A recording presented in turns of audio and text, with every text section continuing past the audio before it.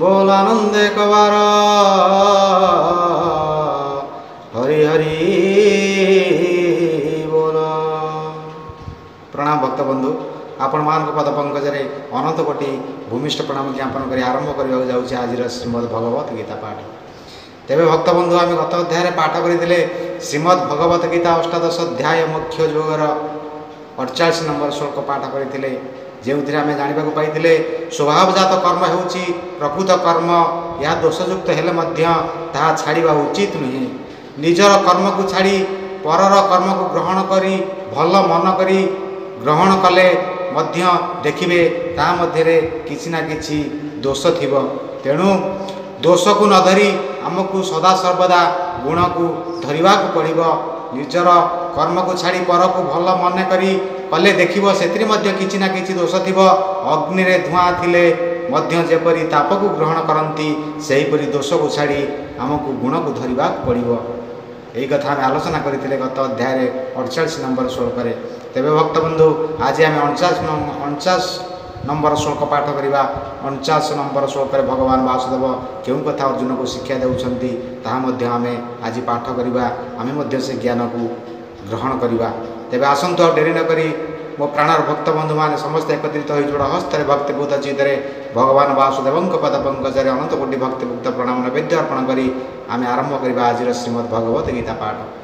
ओम नमः भगवते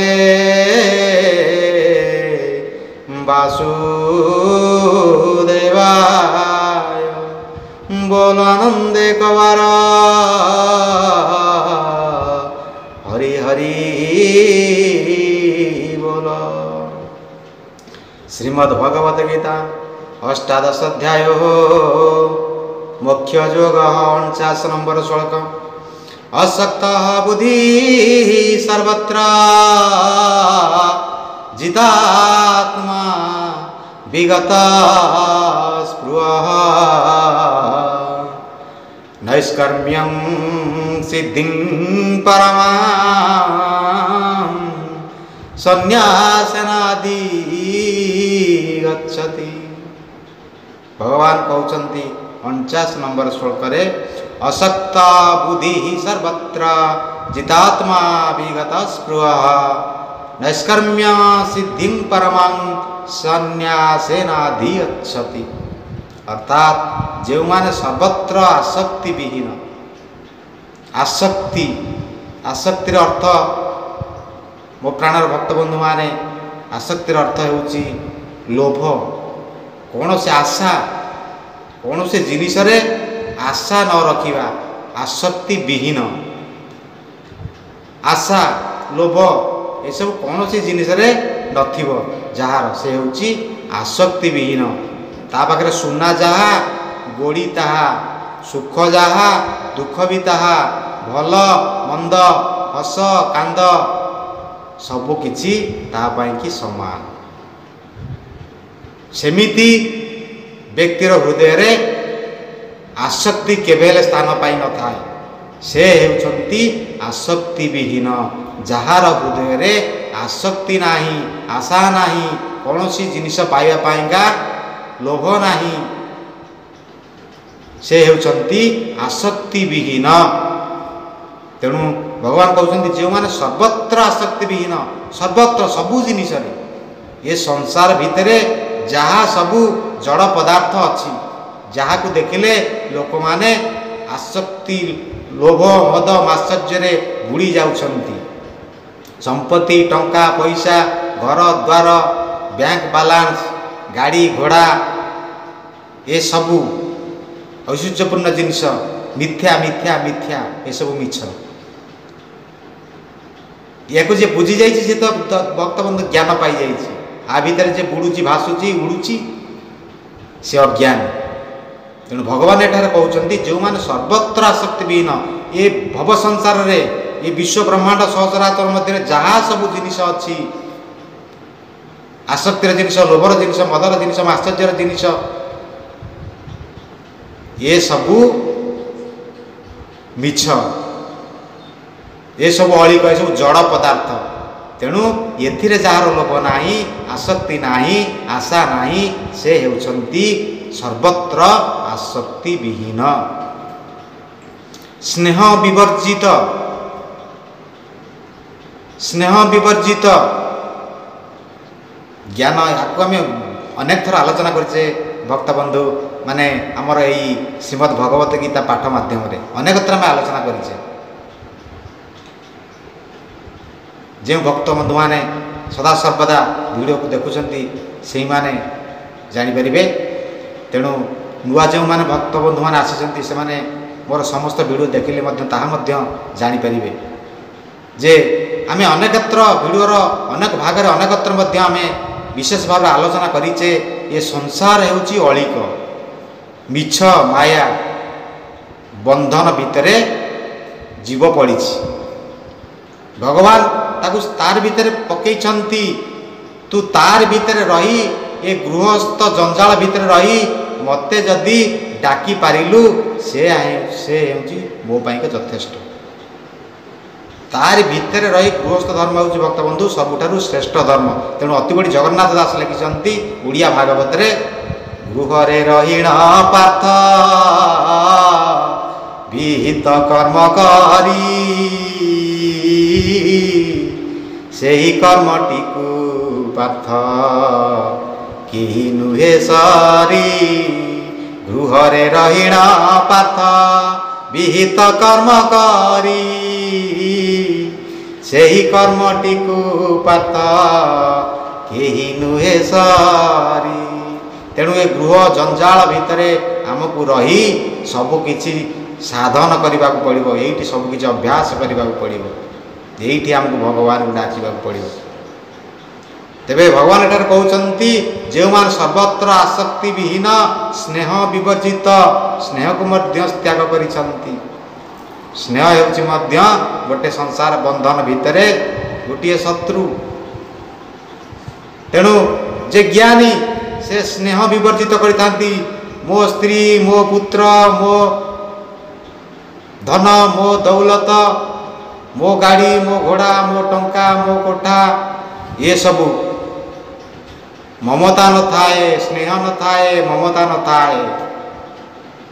कहीं ना से पूरा ज्ञानी ये सब मिछ। आज मु अच्छी काली मरीगले 2 दिन हो, आज मरीगले काली की 2 दिन दुआरे देवे गोबर मला गला बोली दिघड़ी कांदिवे जने न जीव संगर। जहाँ स्त्री बोली भाभी ये मनीष से हाथरू शंखा बाड़ेदब, मुंडरू सिंदूर पोछीदब, रंग बेरंगर शाढ़ी परित्याग कर धला शाढ़ी पिंधिब, मुंड बाड़ी कांदीदब। से 10-15 दिन चलीगले से पुणी संसार सागर रे पुणी हजिज भूलीज। सेमिति समस्ते भूलीजे, कहीं जुरी होगी तुम सांगे जीवेनी। तमें आसीच लंगड़ा होकरी पुणी जीव शून्य होकरी। तेणु स्त्री पुत्र धनादि ममता न थाए, निष्काम भाव में कर्म करे। निष्काम निष्काम कथा मध्य आम अनेक थर गीता माध्यम आलोचना करते। निष्काम कौन ना कर्म को कर्तव्य बोली भावी सदा सर्वदा सुचित्तरे आनंद चित्तरे संपादन करने को पड़ो। सदा सर्वदा कर्म करी चलिबो, फल रे आशा रखिबो नाही। ये संसार भीतर जड़ पदार्थ आमर आम निजर बोली आम जहाँ को भावुचे, धन संपद स्त्री पुत्र घर द्वार टंका जमी बाड़ी ये सबको से निजक एपरिक निजक से भगवान वासुदेव पद पंकजरे समर्पण करदेव। कौन से आशा रखिब ना, कर्म कर चलो फल आशा रखिब ना। यह हूँ निष्काम। तेणु भगवान कहले जो मान सर्वत्र आसक्ति विहीन स्नेह विवर्जित स्त्री पुत्र धनादि ममता न थाए, निष्काम भाव में कर्म करे, स्वर्गादि लालसा मध्य न थाए। मु कर्म करी चली फल मोर भगवान वासुदेव मते प्रदान करिवे। तेणु सदा सर्वदा अहर्निशी ଦିବାନିଶି ଶୟନେ ସପନେ ଜାଗରଣେ ମୋର ସେଇ ପରମ ପିତାଙ୍କୁ ଭଜନ କରିବାର ଅଛି, ପରମ ପିତାଙ୍କର ଗୁଣଗାନ କରିବାର ଅଛି, ପରମ ପିତାଙ୍କର ନାମକୁ ଶୟନ ସପନେ ଜାଗରଣେ ମନନ କରିବାର ଅଛି, ରଟନ କରିବାର ଅଛି, ଗାୟନ କରିବାର ଅଛି, ତାଙ୍କରି ନାମରେ ହଜିଯିବାର ଅଛି, ତାଙ୍କରି ନାମରେ ଭିଜିଯିବାର ଅଛି, ତାଙ୍କରି ଭକ୍ତିରେ ଭିଜିଯିବାର ଅଛି। ମୋର ଆଉ କିଛି ଦରକାର ନାହିଁ। ସ୍ୱର୍ଗାଦିରେ ମଧ୍ୟ ଲାଳସା ନଥାଏ। ଓ ସେ ଉପବିତାଦି ଗ୍ରହଣ କରି ପରମହଂସରେ ଧ୍ୟାନ ରଖେ। ସେ ସଦା ସର୍ବଦା ସେହି ପରମ ପିତାଙ୍କ ପାଖରେ ମନ ରଖିଥାଏ ସଦା ସର୍ବଦା। ଆଉ କେଉଁଠାରେ ମନ ନାହିଁ। ଏ ସଂସାର ଅଳିକ ମିଛ, ପାଣି ଫୋଟକା ପରିକା ମିଛ। ତେଣୁ ଜୀବ ଆଜି ଅଛି କାଲିକି ନଥିବ। ତେଣୁ ମୁଁ କ'ଣ ପାଇଁ ଆସିଛି, କ'ଣ କରିବି, କ'ଣ କଲେ ପୁଣି ଯେଉଁଠୁ ଆସିଛି ପୁଣି ସେ ଭଗବାନଙ୍କ ଶରୀରରେ ଲୀନ ହେବି। ତେଣୁ ସେ ସଦାସର୍ବଦା କ'ଣ କରେ ନା ଭଗବାନଙ୍କୁ ପରମହଂସକୁ ବା ପରମ ପିତାଙ୍କୁ ପରମ ବ୍ରହ୍ମକୁ ସଦାସର୍ବଦା ଧ୍ୟାନ କରେ। ସେହି ଲୋକମାନେ ସନ୍ନ୍ୟାସୀ ଅଟନ୍ତି। ଭଗବାନ ଆଜି କହୁଥିଲେ ସନ୍ନ୍ୟାସୀ କାହାକୁ କହନ୍ତି, ତାର ବିରାଟ ବଡ଼ ସଂଜ୍ଞା ଆଜି ଭଗବାନ ବୁଝେଇଲେ ଅର୍ଜୁନକୁ। ଆମେ ମଧ୍ୟ ପାଠ କଲେ ମୋ ପ୍ରାଣର ଭକ୍ତ ବନ୍ଧୁମାନ। ମହାନ ସଂଜ୍ଞା, ଏ ଗ୍ରେଟ୍ ଡେଫିନେସନ୍ ଅଫ୍ ସନ୍ନ୍ୟାସୀ। ସନ୍ନ୍ୟାସୀ କାହାକୁ କହନ୍ତି ବିରାଟ ଏକ ସଂଜ୍ଞା ଭଗବାନ ପ୍ରଦାନ କଲେ। ଆମେ ମଧ୍ୟ ଜାଣିବାକୁ ପାଇଲେ ଯେଉଁମାନେ ସର୍ବତ୍ର ଆସକ୍ତି ବିହୀନ, ସେ ଯେଉଁଆଡ଼େ ଯାଆନ୍ତୁ ତାଙ୍କୁ ସୁନାର ଗଦା ଉପରେ ବସାଇ ଦିଅନ୍ତୁ। ଲୋଭ ନାହିଁ, ମୋହ ନାହିଁ, ଆଶା ନାହିଁ, ଆସକ୍ତି ନାହିଁ। ସୁନା ଯାହା ଗୋଡ଼ି ସେଇଆ, ସୁଖ ଯାହା ଦୁଃଖ ସେଇଆ, ହସ ଯାହା କାନ୍ଦ ସେଇଆ, ପାପ ଯାହା ପୁଣ୍ୟ ସେଇଆ। ତାଙ୍କ ନିକଟରେ ସବୁ କିଛି ସମାନ, କୌଣସି ଜିନିଷରେ ଫରକ ନାହିଁ। ସେ ସ୍ଥିର ନିଶ୍ଚଳ, ବୁଦ୍ଧି ତାଙ୍କର ସ୍ଥିର, ସଦାସର୍ବଦା ମନ ତାଙ୍କର ସେଇ ପରମହଂସରେ ଧ୍ୟାନରେ ଥାଏ। ଆଉ ଏ ସଂସାରର କୌଣସି ଜଡ଼ ଜିନିଷ ଉପରେ ନଥାଏ। ତେଣୁ ଭଗବାନ କହିଲେ ବିରାଟ ଏକ ସଂଜ୍ଞା ଦେଲେ ସନ୍ନ୍ୟାସୀ କାହାକୁ କହନ୍ତି, ଯେଉଁମାନେ ସର୍ବତ୍ର ଆସକ୍ତି ବିହୀନ, ସ୍ନେହ ବିବର୍ଜିତ, ସ୍ତ୍ରୀ ପୁତ୍ର ଧନ ଆଦିରେ ମମତା ନଥାଏ, ନିଷ୍କାମ ଭାବରେ କର୍ମ କରେ, ସ୍ୱର୍ଗାଦିରେ ଲାଳସା ନଥାଏ ଓ ସେ ଉପବିତାଦି ଗ୍ରହଣ କରି ପରମହଂସରେ ଧ୍ୟାନ ରଖେ, ସେହି ଲୋକମାନେ ସନ୍ନ୍ୟାସୀ ଅଟନ୍ତି।